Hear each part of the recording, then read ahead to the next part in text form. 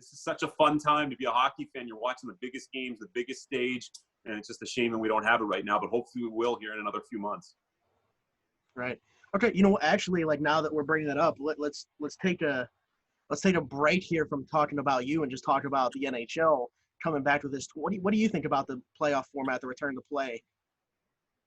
I like it. I think it was probably the best format given the circumstances. It's not going to be perfect, and certainly you weren't going to have something where everybody was pleased with it, but incorporating as many teams as fairly possible and excluding the bottom feeders at the same time. Nobody needs the Red Wings or the Sabres or the Senators to come back and play games here when they're long gone and out of it, and for the most part have been eliminated from the playoffs already.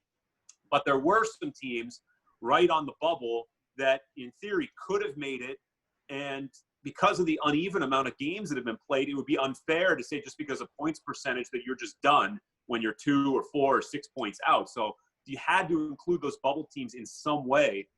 In some ways, it's a shame that the Penguins have to play one of those bubble teams because we knew the Penguins were going to get in, even though they weren't one of the top 4 teams. But I think it's actually going to work to their benefit. I think playing in a high-stakes environment right away and playing for your playoff life at the start of this after a 3-month layoff, I think that's going to benefit the Penguins as opposed to those top 4 teams like Tampa and Boston and Washington that will just be playing for seeding. And that's important to some degree, but it's not like playing for your playoff life. So Penguins get thrown right into the fire. I think those teams are going to benefit from that environment early on, assuming they can win the best of 5 series. Not an easy thing under any circumstances, and no matter who the opponent is. But I think getting right into that type of high-intensity environment is going to help them out.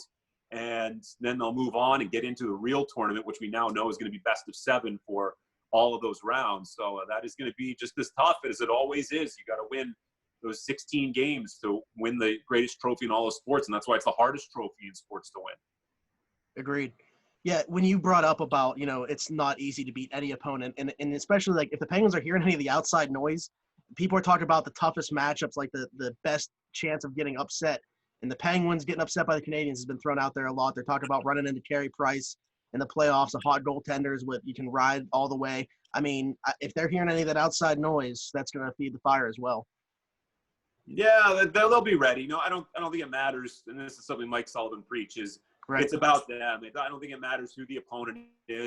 It's the NHL. Every series be tough. If you play one of those non-playoff teams, every series, every game is going to be tough, especially when you're talking about a best of 5, basically a crapshoot because it's a shortened series. So every game has greater importance, and I do think it's going to be difficult. But there's so many unknowns, though. We don't know how this is all going to go. We haven't had anything like this where there's a 3-month layoff and then the teams return completely intact with the same players. Some teams like the Penguins will get injured players back that they never thought that they'd have the chance to have at the start of a postseason, like a Jake Gensel, or some other players like Seth Jones and Steven Stamkos, who their teams thought that they weren't going to be available at the start of the playoffs, and now they will. So those names change the dynamic of all of these teams. And then just like team chemistry, there could have been a team that was riding high and had won 8 of 10 going into the pause, and now you're not going to have that same type of momentum. And also, we don't know. Maybe there's some players who didn't keep up with their physical shape as well as some others did. So that's going to have an effect as well. There's just so many unknowns because it's just such uncharted territory. But I think it's going to make for an incredibly unpredictable and exciting Stanley Cup playoffs when and if it does resume.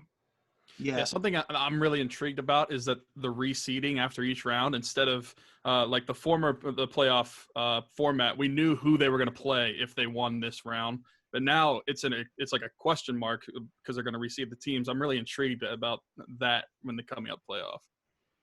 Yeah, I'm not a big fan of the division format and the bracketed format. I know the league loves having the brackets and people can fill them out. You can have a lot of fun with it and make it almost like an NCAA tournament type feel. But speaking to a lot of players too, I do think many of them kind of long for the days of there's the 8 seeds, 1 plays 8, 2 plays 7, and so forth. And then you don't have these repeated matchups within the divisions. And you want the best matchups, especially if a division is really strong one year. You want the best matchups later in the playoffs. It doesn't take anything away from some of those great Pens Caps series that we saw in 2016 and 2017 and 2018. But I'm kind of going back to the more traditional format. But I think the players really wanted that. They wanted best of 7 series, and they wanted that reseeding, and they obviously got their wish. It's nice to see the cooperation between the league and the Players Association, and the league has been really receptive to different ideas. They've said it right from the start of this. They said, if you got an idea about how we return to play and what a good format is, let's hear it. Let's get them all out there. You can experiment in this sort of thing. You can try different things, and who knows, maybe something like a play-in round gets adopted, and we have something like that moving forward for bubble teams. You include more teams in the playoffs. I don't know, but it does afford the opportunity just to get some ideas out there and maybe try some new things, and maybe they stick moving forward.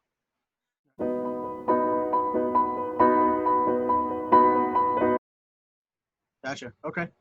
I was gonna say too, not another question I didn't have right away. You think you're gonna keep the facial hair when you come back, or? I don't know.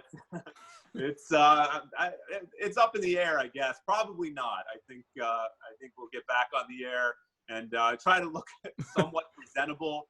Like, I won't be wearing gym shorts for every broadcast like I have for every day of this quarantine pretty much.